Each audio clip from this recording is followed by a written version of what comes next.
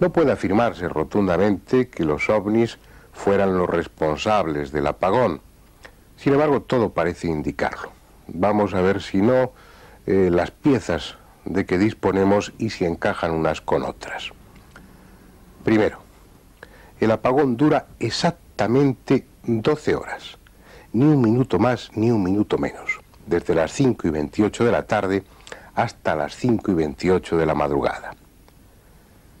Segundo, viendo el apagón, su extensión y la localización, los técnicos deciden que el único lugar en el que se pudo iniciar la avería es la subestación de Cley. Van allí y no encuentran avería alguna. 3. Sin embargo, unos minutos antes de que se produzca el apagón, hay 5 testigos, cada uno con una localización diferente, que ven precisamente sobre la subestación de Cley un objeto volante no identificado, un ovni, sobrevolando el tendido eléctrico. Y 4. En toda la zona del apagón, miles de testigos vieron esa noche ovnis, incluida la ciudad de Nueva York, donde la intensidad de las apariciones de ovnis fue tal que muchos de ellos pudieron ser fotografiados.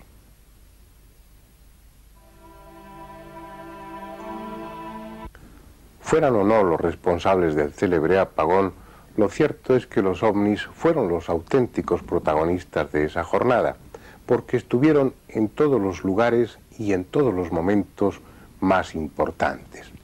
Pero no solamente en el apagón de Norteamérica.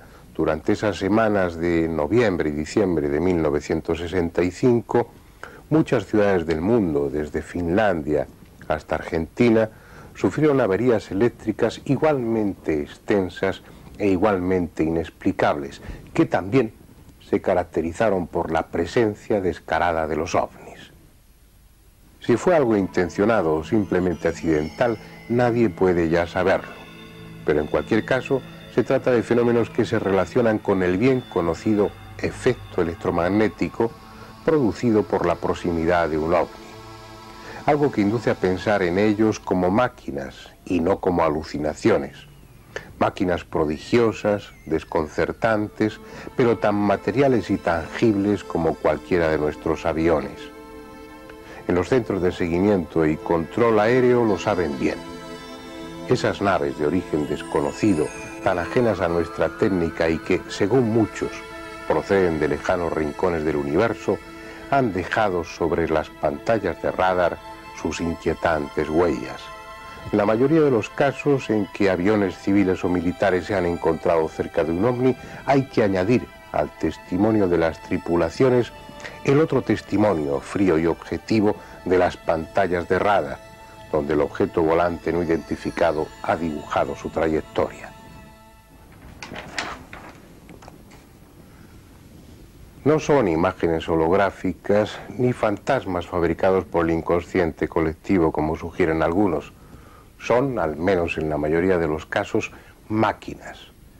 Máquinas que vuelan, aunque al hacerlo vulneren los principios de la física que conocemos y nada tengan que ver en sus maniobras con las leyes que rigen nuestra aeronáutica.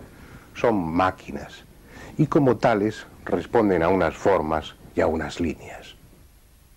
En un principio, allá por los años 50, se hablaba con cierta justicia de los platillos volantes. Esa parecía ser la forma predominante. Pronto empezó a hablarse de otro tipo, menos frecuente, pero visto también por muchos testigos. Naves cilíndricas de gran tamaño, enormes cigarros que parecían corresponderse con el concepto de nuestros portaaviones. Esos ovnis de varios centenares de metros serían los encargados de recorrer las tremendas distancias interestelares, llevando en su panza pequeñas naves de exploración, los familiares platillos, mucho más funcionales para moverse en nuestra atmósfera. Parecía un planteamiento coherente, pero no duró mucho tiempo.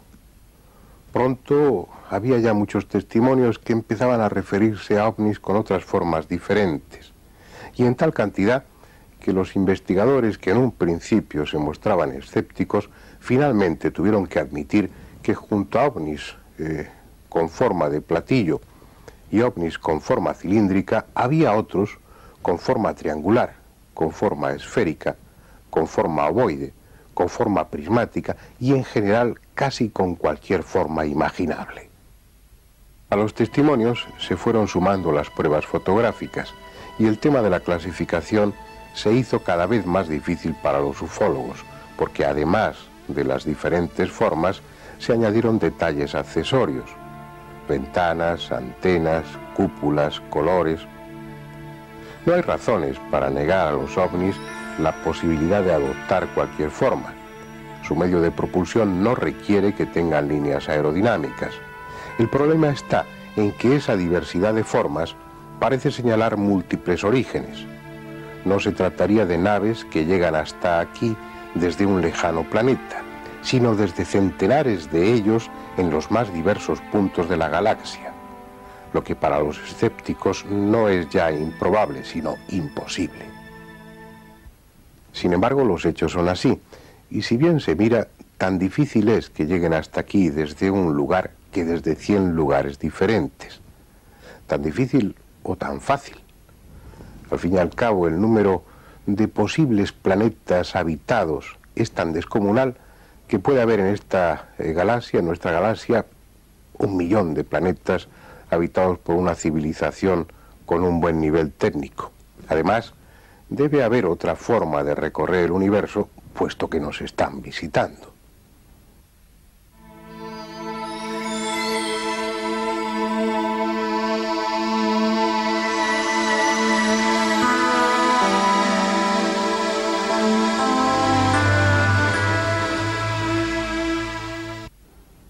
Aceptemos, pues, como los hechos sugieren, que vienen desde muy diferentes lugares a bordo de sus máquinas movidas por una energía que desconocemos y fabricadas con materiales igualmente extraños, pero máquinas al fin. Sin embargo, ¿cómo entender que una máquina pueda transformarse en vapor o simplemente desaparecer como si nunca hubiera existido? Vamos a verlo con unos cuantos ejemplos que ya son clásicos.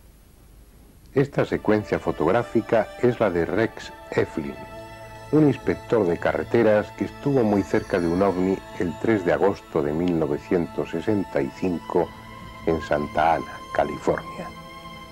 Las 3 primeras fotografías las obtuvo desde dentro de la cabina del camión. Luego el objeto desapareció de su campo visual y Eflin descendió del vehículo, pero el objeto ya no estaba. En su lugar había un anillo de humo negro que fotografió también. Esta otra serie es aún más desconcertante. Fue obtenida el 9 de septiembre de 1957 en Fort Belvoir, en Estados Unidos. Se trata de un anillo que fabrica en torno a sí una nube, como si su pretensión fuera la de camuflarse.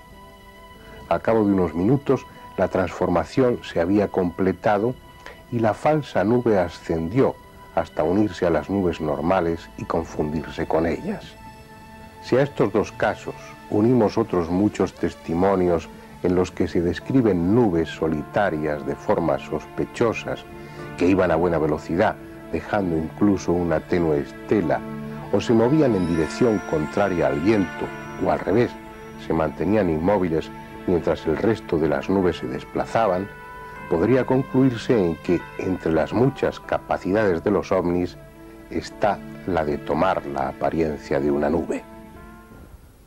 Otras veces los testimonios se refieren a cosas más sorprendentes, a ovnis que desaparecen de un instante para otro, ovnis que están ahí, balanceándose suavemente, y en una fracción de segundo ya no están, han desaparecido, como si hubieran pasado a otra dimensión.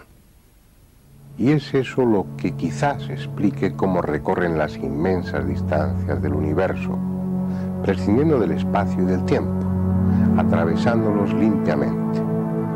Es probable que ellos hagan uso de lo que nuestra ciencia empieza a plantearse respecto a universos paralelos, agujeros de gusano, pasadizos de tiempo, conceptos explicables en lenguaje matemático, pero inalcanzables para nuestra mente, adaptada a una visión tridimensional del mundo. Comenzamos a intuir que el universo es algo muy diferente a lo que hasta ahora imaginábamos. Pero es tanto el camino que aún falta por recorrer que solo los necios pueden atreverse a decir lo que es o no es posible. Nos guste o no, parece evidente que ellos están aquí a bordo de sus naves. Y si es así, enlazamos con lo que les decía al principio. O han estado aquí siempre, o existen otras formas de recorrer el universo mucho más fáciles de lo que imaginamos. Pero llevamos varios minutos hablando de ellos y aún no nos hemos planteado cuál puede ser su aspecto. Nuestros autores de ciencia ficción se los imaginaron de las más diversas formas, casi siempre horrendas. Al fin y al cabo, los terrestres sentimos también xenofobia y tendemos a suponer que solo por serlo, lo desconocido es potencialmente peligroso. Si a ello unimos nuestro ya conocido narcisismo, nos parecerá inevitable que lo extraño, lo lejano, además de malo, ha de ser necesariamente feo y desagradable. Eso es al menos lo que se reflejaba en los relatos de ciencia ficción hasta hace unas pocas décadas. Claro está que hubo excepciones, y algunos autores aplicaron la lógica tratando de imaginar cómo serían, anatómicamente hablando, los hipotéticos habitantes del árido Marte, el húmedo Venus o el gigantesco Júpiter. Lástima que el tiempo viniera a demostrar que en esos vecinos planetas no es concebible la vida tal como la conocemos. El único camino sensato para deducir cómo son o cómo pueden ser los extraterrestres que nos visitan es considerar qué condiciones debe cumplir una criatura que albergue un cerebro inteligente y que tenga posibilidad de manejar instrumentos y desarrollar una tecnología. El modelo debemos buscarlo en lo que tenemos al alcance de nuestra mano, es decir, en lo que ha sucedido en nuestra propia Tierra. En este mundo la única especie inteligente y tecnificada es la humana. Esa forma, nuestra arquitectura biológica, no corresponde a la casualidad. Vamos a verlo. Tratándose de una criatura inteligente y hábil, es necesario que camine erguida, asentada sobre sus extremidades posteriores, en este caso ya inferiores. ¿Por qué? Porque de esa manera le quedan libres sus extremidades anteriores, lo que resulta imprescindible para manejar instrumentos, para manipular una lanza o las teclas de un ordenador, para coser sus vestidos o pintar un cuadro. Por esa misma razón, los brazos no pueden terminar en cascos o en pezuñas, sino en manos con dedos articulados. El cerebro, el sistema nervioso central, la parte más importante de nuestro organismo, debe estar protegido por un fuerte caparazón óseo y tener lo más cerca posible los sentidos que le permiten relacionarse con el entorno: la vista, el oído y el olfato.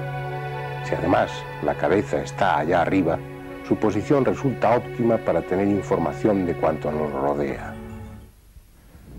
Y así podíamos ir enumerando detalles, pero la conclusión final sería que esta forma, la que tenemos, es la más adecuada para albergar a un cerebro inteligente. En definitiva, la naturaleza ha tenido centenares de millones de años para experimentar, y si ha elegido una forma como la humana, no ha sido por casualidad, sino, como siempre, porque le sobraban razones.